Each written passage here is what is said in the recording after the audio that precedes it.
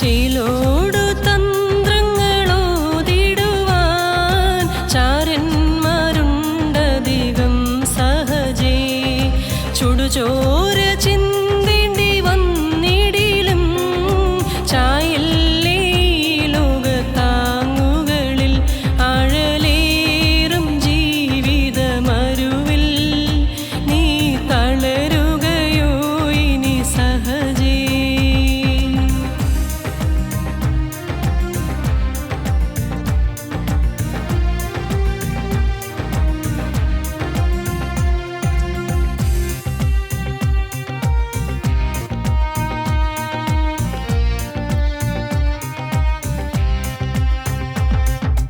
കൈപ്പുള്ള വെള്ളം കുടിച്ചിടിലും കൽപ്പന പോലെ നടന്നിടണം. ഏൽപ്പിക്കയില്ലവൻ ശത്രുകയിൽ സ്വർപ്പൂരം നീയണയും വരെയും ആഴലേറും ജീവിതമരുവിൽ നീ തളരുകയോ ഇനി സഹജേ. ഞങ്ങളും ക്രൂശിക്കപ്പെട്ട ക്രിസ്തുവിനെ പ്രസംഗിക്കുന്നു. ദൈവ തിരുനാമത്തിന് മഹത്വം ഉണ്ടാകട്ടെ. ഉൽപ്പത്തി പുസ്തകം 27-ാം അധ്യായം 46-ാം വാക്യം നമുക്ക് വായിക്കാം. പിന്നെ റിബേക്ക ഇസഹാക്കിനോട്, ഈ ഹിത്യസ്ത്രീകൾ നിമിത്തം എൻ്റെ ജീവൻ എനിക്ക് അസഹ്യമായിരിക്കുന്നു. ഈ ദേശക്കാരത്തികളായ ഇവരെ പോലെയുള്ള ഒരു ഹിത്യസ്ത്രീയെ യാക്കോബ് വിവാഹം കഴിച്ചാൽ. റിബേക്ക പറയുന്ന ഒരു വാക്യം, ഞാൻ എന്തിന് ജീവിക്കുന്നു. ഇതിനു മുൻപൊരവസരത്തിൽ റിബേക്ക അങ്ങനെ പറഞ്ഞതാണ്. റിബേക്ക ഗർഭിണിയായിരുന്നപ്പോൾ കുഞ്ഞുങ്ങൾ, ഇരട്ടപ്പിള്ളകൾ ഗർഭത്തിൽ പരസ്പരം തിക്കി. റിബേക്കയ്ക്ക് വലിയ വേദനയായി, വലിയ പ്രയാസമായി. ഉൽപ്പത്തി പുസ്തകം 25-ാം അധ്യായത്തിൽ 22-ാം വാക്യം വായിക്കുമ്പോൾ നമുക്കത് കാണാം. അന്നും റിബേക്ക പറഞ്ഞു, ഞാൻ എന്തിന് ജീവിക്കുന്നുവെന്ന്. ഗർഭിണിയായിരിക്കുമ്പോൾ തന്നെ റിബേക്ക പറഞ്ഞ വാക്ക് ഞാൻ എന്തിന് ജീവിക്കുന്നു എന്നാണ്. മരിച്ചാൽ മതി എന്നുള്ള ചിന്ത, ഞാൻ മരിക്കുകയല്ലേ നല്ലതെന്നുള്ള ചിന്ത. പ്രയാസങ്ങളും വേദനകളും ജീവിതത്തിൽ വന്നപ്പോൾ ഇനി ഞാൻ എന്തിന് ജീവിക്കുന്നതാണ് റിബേക്ക ചിന്തിക്കുന്നത്. നമുക്ക് വായിക്കാം. അവളുടെ ഉള്ളിൽ ശിശുക്കൾ തമ്മിൽ തിക്കിയപ്പോൾ, ഗർഭം ധരിച്ചു, അവളുടെ ഉള്ളിൽ ശിശുക്കൾ തമ്മിൽ തിക്കിയപ്പോൾ അവൾ ഇങ്ങനെയായാൽ ഞാൻ എന്തിന് ജീവിക്കുന്നുവെന്ന് പറഞ്ഞ് യഹോവയോട് ചോദിപ്പാൻ പോയി. ഉള്ളിൽ ഇരട്ട പിള്ളകൾ തമ്മിൽ തിക്കി, ശരീരത്തിൽ വേദനയുണ്ടായി, ശരീരത്തിൽ അസഹ്യമായ ശ്വാസം മുട്ടലുണ്ടായി, പ്രയാസമുണ്ടായി. സഹിക്കാൻ വയ്യാത്ത പ്രയാസം തന്നെയായിരിക്കണം. റിബേക്ക പറഞ്ഞു, എന്തിന് ജീവിക്കുന്നു, എങ്ങനെ ജീവിക്കും, മരിച്ചാൽ മതി. ഇപ്പോൾ റിബേക്ക പറയുന്നത് ഇതേ വാക്ക് തന്നെയാണ് പറയുന്നത്, ഞാൻ എന്തിന് ജീവിക്കുന്നു. ഇപ്പോൾ ഇത് പറയുന്നത് ഇസ്ഹാക്കിനോടാണ്. ഇസ്ഹാക്കിനോടാണ് പറയുന്നത്, ഞാൻ എന്തിനു ജീവിക്കുന്നു. സ്വന്തം ഭർത്താവോട് പറയുകയാണ്. റിബേക്കയ്ക്ക് എപ്പോഴും പരാതിയേ ഉള്ളൂ. പ്രിയപ്പെട്ടവരെ, നാം റിബേക്കയെ പരിചയപ്പെടുന്ന ഉൽപ്പത്തി പുസ്തകം 24-ാം അധ്യായത്തിലാണ്. 24-ാം അധ്യായത്തിൽ നാം പരിചയപ്പെടുന്ന റിബേക്കയാണോ ഇതെന്ന് തോന്നിപ്പോകും. അന്നത്തെ റിബേക്കയുടെ സ്വഭാവം മാറി. എന്തൊരു സൗശീല്യമുള്ള പെൺകുട്ടിയായിരുന്നു, എന്തൊരു വിനയമുള്ളൊരു പെൺകുട്ടിയായിരുന്നു, എന്തൊരു സത്സ്വഭാവമുള്ള പെൺകുട്ടിയായിരുന്നു, എന്ത് താഴ്മയും ശാന്തതയുമുള്ളൊരു പെൺകുട്ടിയായിരുന്നു. എന്ത് ചൊറിയുറുക്കോടെ ഓടിച്ചെന്ന്, കിണറ്റിലേക്ക് ഓടിച്ചെന്ന് വെള്ളം കോരിക്കൊണ്ടുവന്ന്, വെള്ളം തെരുതെര കോരിക്കൊണ്ടുവന്ന് ഒട്ടകങ്ങൾ കൊടുക്കുന്നു. എലിയാസാർ പറഞ്ഞ വാക്ക് കേട്ടുകൊണ്ട് ധൃതഗതിയിൽ ചെന്ന് വെള്ളം കോരിക്കൊണ്ടുവന്ന് എലിയാസാർ കൊണ്ടുവന്ന് ഒട്ടകങ്ങൾ കൊടുക്കുന്നു. പിന്നെയും പിന്നെയും ഓടിച്ചെന്ന് വെള്ളം കോരിക്കൊണ്ടുവരുന്നു. എന്തൊരു ഉത്സാഹ പ്രകർഷമുള്ളൊരു പെൺകുട്ടി. അതങ്ങ് പോയി. ജീവിതത്തിൻ്റെ പലതര പ്രാരബ്ധങ്ങൾ വന്ന്, ജീവിതത്തിൻ്റെ ബദ്ധപ്പാടുകൾ വന്ന്, കുടുംബജീവിതത്തിലെ ക്ലേശങ്ങൾ വന്ന് റിബേക്ക അങ്ങ് ശാരീരികമായും മാനസികമായും ആത്മീയമായും തളർന്നു പോയി. സങ്കടകരമാണത്. തുടങ്ങാൻ എളുപ്പമാണ്, തുടക്കം നന്നായി, പക്ഷേ അത് നിലനിർത്തിക്കൊണ്ട് പോകണ്ടേ. റിബേക്കയ്ക്ക് ആ ആദ്യത്തെ വീര്യം നിലനിർത്താൻ കഴിഞ്ഞില്ല.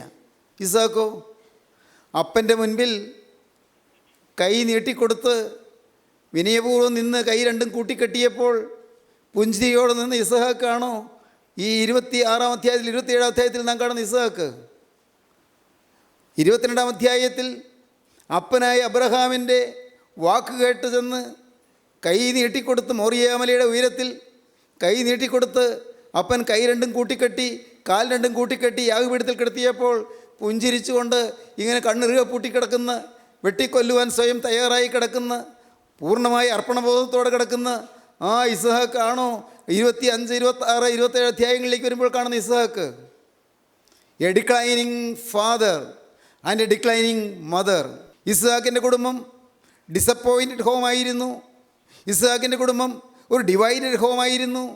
ഇസ്ഹാക്ക് ഡിക്ലൈനിങ് ഫാദറായിപ്പോയി. ഇസ്ഹാക്കിൻ്റെ ഭാര്യ റിബേക്ക ഡിക്ലൈനിങ് മദറായിപ്പോയി. ക്ഷയിക്കുന്നു. സ്നേഹിതരെ, ചോദിക്കട്ടെ, നിങ്ങളുടെ ജീവിതത്തിൽ നിങ്ങൾ ക്ഷയിച്ചു കൊണ്ടിരിക്കുന്നോ? അതോ നിങ്ങൾ വളർന്നുകൊണ്ടിരിക്കുന്നോ? പുഷ്ടി പ്രാപിച്ചു കൊണ്ടിരിക്കുന്നോ? നീതിമാന്മാരെക്കുറിച്ച് സങ്കീർത്തനക്കാരൻ പറഞ്ഞു, വാർദ്ധക്യത്തിലും പച്ചവെച്ചും പുഷ്ടിവെച്ചും ഇരിക്കുമെന്ന്. നയവാൻ പന പോലെ തളിർത്തിടുമേ, വളരുമവൻ ലെബനോൻ്റെ കാരകിൽ പോൽ. വൃദ്ധതയിലും അവർ തളിരിട്ട് തഴച്ചിടുമേ. വർദ്ധിക്കും അവർക്ക് പുഷ്ടികളും. തുഷ്ടി വർദ്ധിക്കും, പുഷ്ടി വർദ്ധിക്കും നീതിമാന്. ഇവിടെ തുഷ്ടി വർദ്ധിച്ചല്ല, തുഷ്ടി കുറഞ്ഞുപോയി. പുഷ്ടി വർദ്ധിച്ചില്ല, പുഷ്ടി ക്ഷയിച്ചു പോയി. Declining father and declining mother. Decline, അധപതനമായി പോയി. പ്രിയപ്പെട്ടവരെ, എല്ലാ വിധത്തിലും ഒരു തളർച്ച, കുടുംബത്തിൽ കലക്കം, മക്കൾ തമ്മിൽ അഭിപ്രായ വ്യത്യാസം. ഇതിൽ പരം ഇനി മാതാപിതാക്കൾക്ക് എന്നാ അസ്വസ്ഥതയ്ക്ക് കാരണം? മക്കൾ 2 മക്കളേ ഉള്ളൂ, രണ്ടും തമ്മിൽ വൈരാഗ്യം. യാക്കോവ് ഭയന്നിതാ ഓടിക്കഴിഞ്ഞിരിക്കുന്നു. ഒരു മോൻ, 2 മക്കളുള്ളതിൽ ഒരു മോൻ വീട്ടിൽ നിന്ന് പോയി, ഇളയ മോൻ പോയി കഴിഞ്ഞു. അവനങ്ങ് ദൂരദേശത്തേക്ക് യാത്ര. ഇനി കാണുമോ ആവോ? ഈ റിബേക്ക പറയുന്നുണ്ട്, യാക്കോബിനെ പറഞ്ഞയക്കുമ്പോൾ പറയുന്നുണ്ട്, മോനെ, നിൻ്റെ സഹോദരൻ നിന്നെ കൊല്ലുവാൻ തീരുമാനിച്ചിരിക്കുന്നു. 42 വാക്യം മുതൽ വായിക്കാം. മൂത്തമകനായ ഏശാവിൻ്റെ വാക്ക് റിബേക്ക അറിഞ്ഞപ്പോൾ അവൾ ഇളയ മകനായ യാക്കോബിനെ ആളയച്ച് വിളിപ്പിച്ച് അവനോട് പറഞ്ഞത്, നിന്റെ സഹോദരൻ ഏശാവ് നിന്നെ കൊന്ന് പകവീട്ടുവാൻ ഭാവിക്കുന്നു. ആകയാൽ മകനെ എന്റെ വാക്ക് കേൾക്ക. നീ എഴുന്നേറ്റ് ഹാരാനിൽ എന്റെ സഹോദരനായ ലാബാന്റെ അടുക്കലേക്ക് ഓടിപ്പോക. നീ ഓടിപ്പോക. നിന്റെ സഹോദരന്റെ ക്രോധം ശമിക്കുവോളം കുറെ നാൾ അവന്റെ അടുക്കൽ പാർക്ക. നിന്റെ സഹോദരന്റെ ക്രോധം ശമിക്കുവോളം കുറെ നാൾ എൻ്റെ സഹോദരനായ ലാബാന്റെ അടുക്കൽ നീ പാർക്ക. നിന്റെ സഹോദരന്റെ നിന്നോടുള്ള കോപം മാറി നീ അവനോട് ചെയ്തത് അവൻ മറക്കും വരെ അവിടെ താമസിക്കുക. കോപം മാറി അവന്റെ ദേഷ്യം ശമിക്കും വരെ നീ അവിടെ പാർക്ക. പിന്നെ ഞാൻ ആളയച്ച് നിന്നെ അവിടെ നിന്ന് വരുത്തിക്കൊള്ളാം. ഒരു ദിവസം തന്നെ നിങ്ങൾ ഇരുവരും എനിക്ക് ഇല്ലാതെയാകുന്നത് എന്തിന്? നിരാശയുടെ വാക്കുകളാണ്. ഒരു ദിവസം തന്നെ എൻ്റെ മക്കളെ നിങ്ങൾ രണ്ടുപേരും എനിക്ക് നഷ്ടപ്പെടുന്ന എന്തിന്? നീ ഇവിടെ നിന്നാൽ നിന്നെ നിൻ്റെ സഹോദരൻ കൊല്ലും. നീയും വെറുതെ നിൽക്കുകയില്ലല്ലോ. നിൻ്റെ സഹോദരനെ നീ വെറുതെ വിടുകയില്ലല്ലോ. നീ സ്വാഭാവികമായി നിൻ്റെ സഹോദരനെ നീയും കൊല്ലുകയില്ലേ? നീയും വെറുതെ നിൽക്കുകയില്ലല്ലോ. നിന്നെ തല്ലാൻ വരുമ്പോൾ നീ അങ്ങോട്ടും കയറി ആക്രമിക്കുകയില്ലേ? നിന്നെ കൊല്ലാൻ വരുമ്പോൾ നീ അങ്ങോട്ടും ആക്രമിക്കുകയില്ലേ? എനിക്കറിയാമല്ലോ നിങ്ങൾ രണ്ടുപേരുടെയും സ്വഭാവം. മോനെ, ഒരു ദിവസം തന്നെ നിങ്ങൾ രണ്ടുപേരും എനിക്ക് നഷ്ടപ്പെടുന്ന എന്തിന്? ഒരു ദിവസം തന്നെ നിങ്ങൾ ഇരുവരും എനിക്ക് ഇല്ലാതെയാകുന്ന എന്തിന്? നിരാശമുറ്റിയ ഒരു ഭവനം, തമ്മിൽ തല്ലുള്ളൊരു ഭവനം, കലക്കമുള്ള ഒരു ഭവനം. സഹോദരങ്ങളെ, നിങ്ങൾ അനേകരുടെ വീടുകൾ എങ്ങനെയാണോ? വീട്ടിൽ കലക്കമാണോ?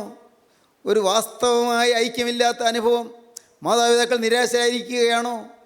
പലതും സമ്പാദിച്ചു, വീടുകൾ മനോഹരമാക്കി, നിലം പുരയിടങ്ങൾ സമ്പാദിച്ചു, മക്കൾക്ക് വിദ്യാഭ്യാസം നൽകി, അവർക്ക് നല്ല വരുമാന മാർഗങ്ങൾ കൊടുത്തു.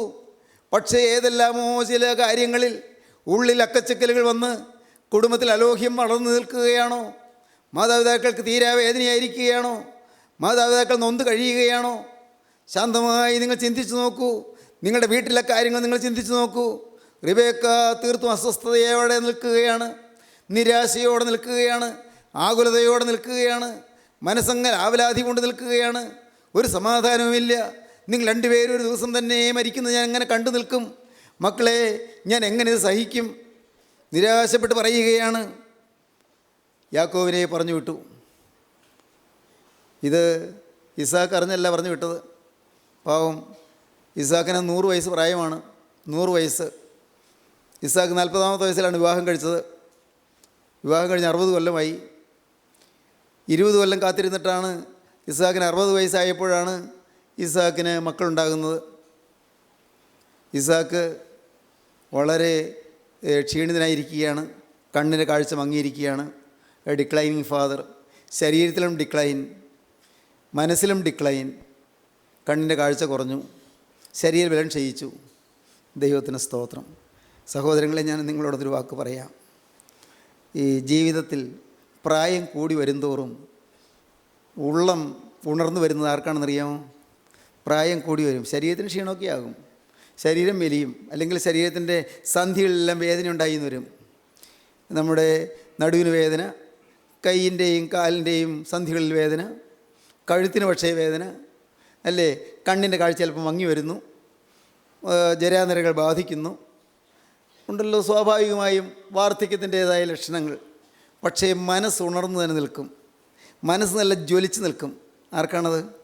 അതാർക്കാണ്? സാക്ഷാൽ ക്രിസ്തു ഉള്ള ദൈവവേദലിന്. നിങ്ങളോട് പറയട്ടെ, ഈ വേദപുസ്തകത്തിൽ നാം വായിച്ചു വരുമ്പോൾ ഒരു കഥാപാത്രമുണ്ട്. എൻ്റെ പേര് കാലേബ് എന്നാണ്. യോശുവയുടെ പുസ്തകം 14-ാം അധ്യായം എടുക്കൂ. 14-ാം അധ്യായത്തിൻ്റെ 7-ാം വാക്യം മുതൽ വായിക്കാം. യഹോവയുടെ ദാസനായ മോശെ കാദേശ് ബർണയിൽ നിന്ന് ദേശത്തെ ഒറ്റുനോക്കുവാൻ എന്നെ അയച്ചപ്പോൾ എനിക്ക് 40 വയസ്സായിരുന്നു. എന്നെ അയച്ചപ്പോൾ എനിക്ക് 40 വയസ്സായിരുന്നു. മോശെ എന്നെ അയച്ച കാലത്ത് എനിക്ക് 40 വയസ്സായിരുന്നു. ഞാൻ വന്ന് എൻ്റെ മനോബോധപ്രകാരം അവനോട് മറുപടി പറഞ്ഞു. ഞാൻ കനാൻ ദേശം ഒറ്റ നോക്കിയിട്ട് വന്ന് എനിക്ക് മനസ്സിലായ കാര്യങ്ങളെല്ലാം ഞാൻ അവനോട് തുറന്നു പറഞ്ഞു. എന്നോടുകൂടെ പോന്നിരുന്ന സഹോദരന്മാർ ജനത്തിന്റെ ഹൃദയം ഉരുകുമാറാക്കി. എന്നോട് പോന്നിരുന്ന സഹോദരന്മാർ 12 ഗോത്രങ്ങളിൽ നിന്നും ഓരോരുത്തർ വീതം 12 പേരാണ് പോയത്. ഞാനൊരു ഗോത്രത്തിൻ്റെ ഒരു പ്രതിനിധിയായി എന്നെ അയച്ചിരുന്നു.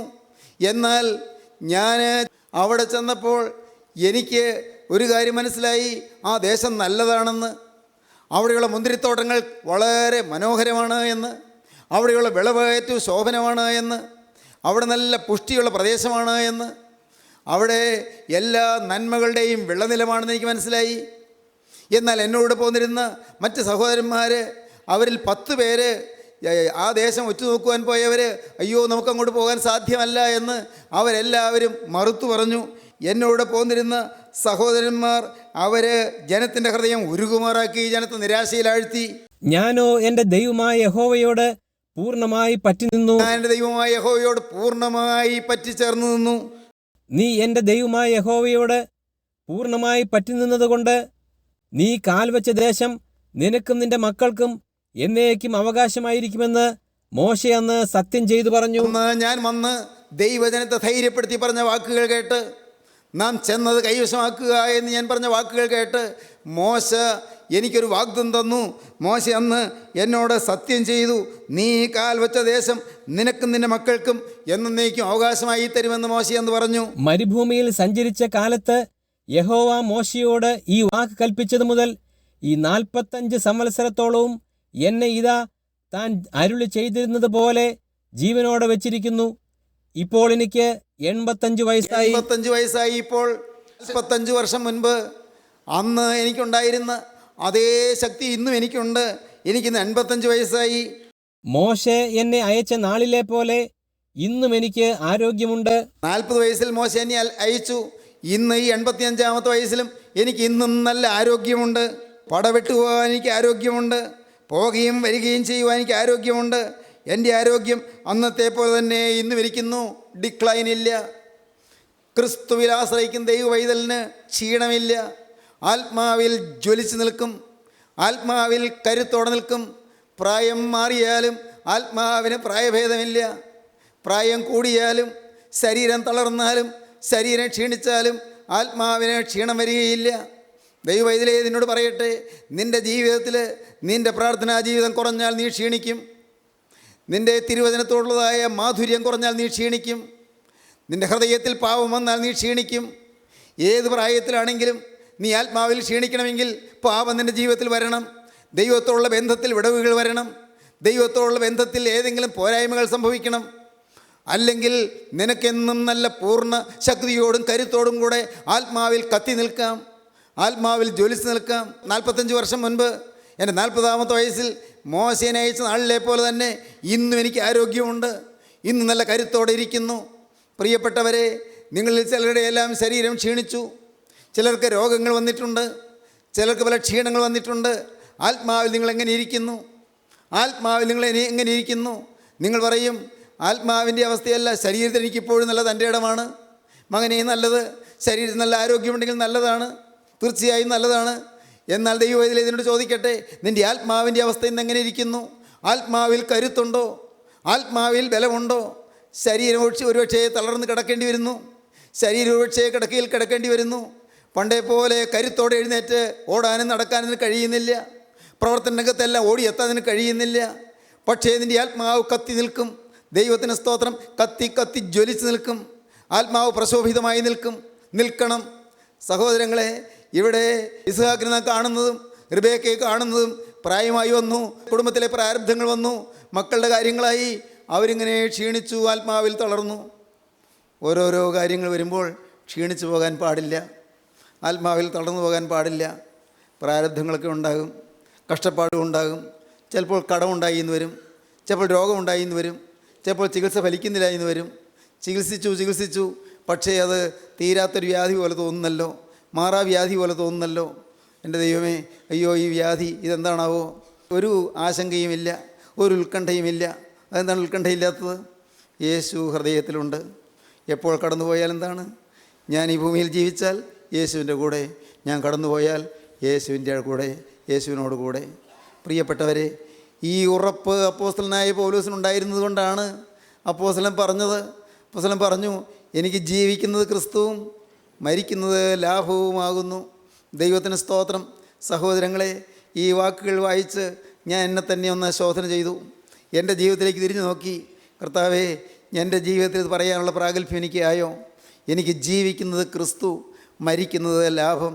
ഒരു സംശയത്തിന് ലാഞ്ചനയും കൂടാതെ, കർത്താവേ, ഒരു ക്ലേശവുമില്ലാതെ, നനച്ചിരിയാതെ കടന്നു പോകാൻ ഞാൻ തയ്യാറാണോ? ഞാൻ എന്നെ തന്നെ ശോധന ചെയ്തു. സഹോദരങ്ങളെ, നിങ്ങൾ ചിന്തിക്കുമോ?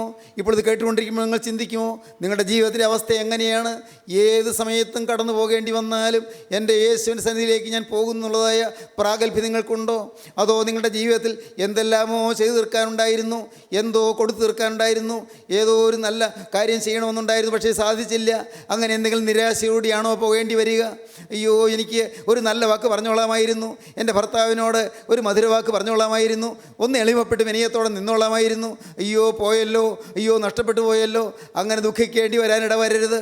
ദൈവത്തിന് സ്തോത്രം. അയ്യോ, എൻ്റെ ഭാര്യയോട് ഒരു സ്നേഹമായൊരു വാക്ക് പറഞ്ഞോളാമായിരുന്നു, അവൾക്കൊരു മാധുര്യം കൊടുത്തോളാമായിരുന്നു, അവൾക്ക് സൗമ്യമായ ഒരു പെരുമാറ്റം, മധുരാർദ്രമായൊരു പെരുമാറ്റം കൊടുത്തോളാമായിരുന്നു. എൻ്റെ മക്കളോട് വാത്സല്യത്തോടെ പെരുമാറിക്കൊള്ളാമായിരുന്നു, എൻ്റെ മാതാപിതാക്കളോട് വിനയത്തോടും അനുസരണത്തോടും കൂടെ പെരുമാറിക്കൊള്ളാമായിരുന്നു. അയ്യോ, എൻ്റെ ജീവിതത്തിൽ ചില കാര്യങ്ങൾ ചെയ്ത് തീർത്തില്ലല്ലോ, ചിലതെല്ലാം അയ്യോ എനിക്ക് ചെയ്ത് തീർക്കാനുണ്ടായിരുന്നല്ലോ, എനിക്ക് ഒന്ന് മാപ്പ് ചോദിക്കണമായിരുന്നല്ലോ. അവസരങ്ങൾ കിട്ടിയെന്ന് വരികയില്ല. പ്രിയപ്പെട്ടവരെ, ഇന്നത് കേട്ടുകൊണ്ടിരിക്കുമ്പോൾ നിങ്ങൾ ചിന്തിക്കൂ, നിങ്ങളെയും തളർത്തുന്ന വിഷയം എന്താണ്? നിങ്ങളെ നിരാശപ്പെടുന്ന വിഷയം എന്താണ്? റിബേക്കയെ അവളുടെ ഹൃദയത്തിൽ നിരാശയിലേക്ക് ആഴ്ത്തിക്കൊണ്ടുപോകുന്ന വിഷയം എന്തായിരുന്നു? യാക്കോബിനെ പറഞ്ഞു വിട്ടു കഴിഞ്ഞപ്പോൾ ഒരു പക്ഷേ നമുക്കവിടെ വായിക്കുന്നില്ല, പക്ഷേ ഏശാവ് ഇതറിഞ്ഞപ്പോൾ ഏശാവിന് വലിയ ദുഃഖമായി കാണും. എൻ്റെ മോൻ എന്തി, യാക്കോബ് എന്തി? ഏശാവുണ്ട്, പക്ഷേ യാക്കോബിനെ അന്വേഷിച്ച് യാക്കോബിനെ കാണുന്നില്ല. എൻ്റെ മോൻ എന്തി, യാക്കോബ് എന്തി? ഇസ്ഹാക്ക് അന്വേഷിച്ചു. അപ്പോഴാണ് റിബേക്ക പറഞ്ഞത്, അവനെ ഞാൻ പറഞ്ഞു വിട്ടു, എൻ്റെ സഹോദരനായ ലാബാൻ്റെ അടുക്കിലേക്ക് പറഞ്ഞു വിട്ടു. ഇസ്ഹാക്കിന് തീർച്ചയായും വലിയ കടുത്ത വേദന വന്ന് കാണും, വലിയ പ്രയാസം വന്ന് കാണും. അപ്പോൾ റിബേക്ക അതിനൊരു സൂത്രം കണ്ടുപിടിച്ചു. അതാണത്, വായിക്കാം, 46-ാം വാക്യം. പിന്നെ റിബേക്ക ഇസ്ഹാക്കിനോട്, ഈ ഹിത്യ സ്ത്രീകൾ നിമിത്തം എൻ്റെ ജീവൻ എനിക്ക് അസഹ്യമായിരിക്കുന്നു. ഈ ദേശക്കാരത്തികളായ ഇവരെ പോലെയുള്ള ഒരു ഹിത്യ സ്ത്രീയെ യാക്കോബ് വിവാഹം കഴിച്ചാൽ ഞാൻ എന്തിനു ജീവിക്കുന്നു എന്ന് പറഞ്ഞു. യാക്കോബ് ഇതുപോലുള്ള പെൺകുട്ടികളെയാണ് വിവാഹം കഴിക്കുന്നതെങ്കിൽ അയ്യോ കഷ്ടം, ഞാൻ എങ്ങനെ ജീവിക്കും? എൻ്റെ കുടുംബത്തിൽ മരുമക്കളായി വരുന്നവർ ഈ ഏശാവ് കൊണ്ടുവന്ന മക്കളെ പോലെയാണെങ്കിൽ ഞാൻ എങ്ങനെ ജീവിക്കും? 26-ാം അധ്യായത്തിൻ്റെ 34-35 വാക്യം വായിക്കാം. ഏശാവിന് 40 വയസ്സായപ്പോൾ അവൻ ഹിത്യനായ ബേരിയുടെ മകൾ യഹൂദിത്തിനെയും ഹിത്യനായ ഏലോന്റെ മകൾ ബാസമത്തിനെയും ഭാര്യമാരായി പരിഗ്രഹിച്ചു. ഹിത്യരായ 2 പെൺകുട്ടികളെ ഭാര്യമാരായി പരിഗ്രഹിച്ചു. സ്വന്തം ഇഷ്ടപ്രകാരം ഹിത്യനായ ബേരിയുടെ മകൾ യഹൂദീത്തിനെയും ഹിത്യനായ ഏലോന്റെ മകൾ ബാസമത്തിനെയും ഭാര്യമാരായി പരിഗ്രഹിച്ചു. ഇവർ ഇസ്ഹാക്കിനും റിബേക്കയ്ക്കും മനോവ്യസന കാരണമായിരുന്നു. ഈ മരുമക്കൾ രണ്ടുപേരും ഏശാവ് സ്വന്തം ഇഷ്ടപ്രകാരം പിടിച്ചുകൊണ്ടുവന്ന്, ഏശാവ് സ്വന്തം ഇഷ്ടപ്രകാരം വിവാഹം കഴിച്ചുകൊണ്ടുവന്ന ഈ പെൺകുട്ടികൾ രണ്ടുപേരും അപ്പനും അമ്മയ്ക്കും മനോവ്യസന കാരണമായി തീർന്നു. പ്രിയപ്പെട്ടവരെ, നിങ്ങളുടെ വിവാഹം മാതാപിതാക്കൾക്ക് ആശ്വാസമായിരിക്കണം. നിങ്ങളുടെ വിവാഹാലോചന മാതാപിതാക്കൾക്ക് സന്തോഷകരമായിരിക്കണം. നിങ്ങളുടെ ജീവിതത്തിലെ ഓരോ സ്റ്റെപ്പും മാതാപിതാക്കളെ അവരുടെ അനുഗ്രഹം വാങ്ങുന്നതായിരിക്കണം, മാതാപിതാക്കളെ ആശ്വസിപ്പിക്കുന്നതായിരിക്കണം. അനുഗ്രഹത്തിന് കേടുവരുത്തുന്ന ഒന്നും നിങ്ങൾ ചെയ്യരുത്. മാതാപിതാക്കൾക്ക് മനോവ്യസന കാരണമായി ഒന്നും നിങ്ങളുടെ ജീവിതത്തിൽ വന്നു പോകരുത്. അതെല്ലാം നാശമാണ്. റിബേക്ക പറഞ്ഞു, എൻ്റെ മകൻ ഏശാവ് വിവാഹം കഴിച്ചുകൊണ്ടുവന്ന ഈ പെൺകുട്ടികളെ പോലെ മനോവ്യസനം ഉണ്ടാക്കുന്നവരായി ഇനിയൊരു പെൺകുട്ടി കൂടെ വന്നാൽ ഞാൻ എങ്ങനെ ജീവിക്കും? അതുകൊണ്ട് ഞാൻ യാക്കോബിനെ പറഞ്ഞു വിട്ടതാണ്. ഞാൻ എന്തിന് ജീവിക്കുന്നു? സഹോദരങ്ങളെ, നിരാശയുടെ ആധിക്യത്തിൽ റിബേക്ക പറഞ്ഞ വാക്കുകൾ. ഇന്ന് ഈ വാക്കുകൾ നിങ്ങൾ കേട്ടുകൊണ്ടിരിക്കുമ്പോൾ എൻ്റെ സഹോദരങ്ങളെ, നിങ്ങളോട് ഞാൻ എളിമയോട് ചോദിക്കട്ടെ, നിങ്ങൾക്കിപ്പോൾ എന്തെല്ലാമാണ് കാര്യങ്ങളിലാണ് നിരാശയുള്ളത്? മനസ്സ് തണുത്തിരിക്കുന്ന എവിടെയെല്ലാമാണ്? ഏതെല്ലാം കാര്യങ്ങളാണ് നിങ്ങളെ അലട്ടിക്കൊണ്ടിരിക്കുന്നത്? എന്തെല്ലാമാണ് നിങ്ങളെ വല്ലാതെ പീഡിപ്പിച്ചുകൊണ്ടിരിക്കുന്നത്? മനസ്സ് നിറയെ നിൽക്കുന്ന കാര്യം എന്താണ്?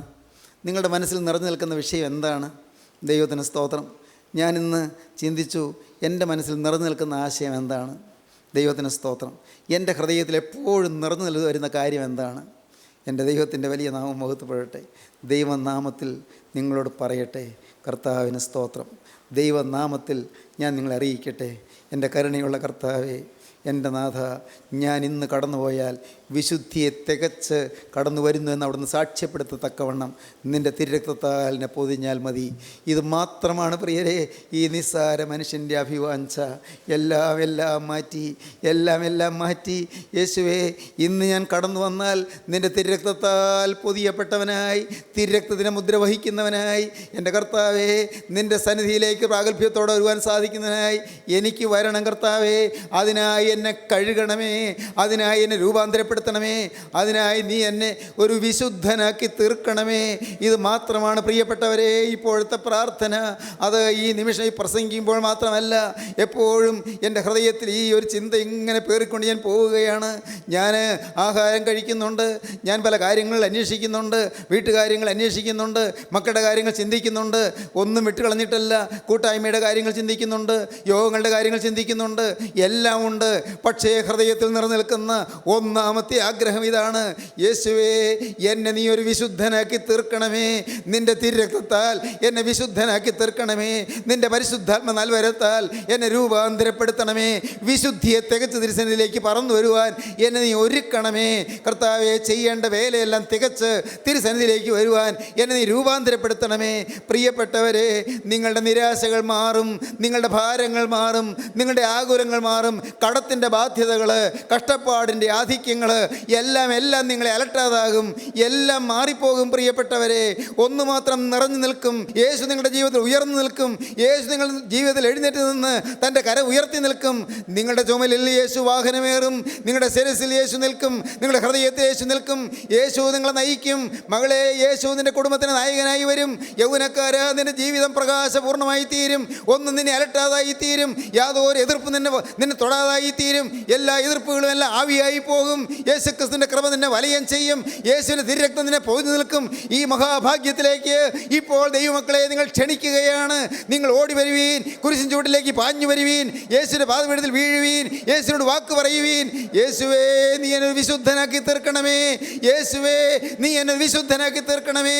യേശുവേ, നിന്റെ തിരുരക്തത്താൽ എന്നെ നീ ഒന്ന് വിശുദ്ധനാക്കി തീർക്കണമേ, എന്നെ രൂപാന്തരപ്പെടുത്തണമേ.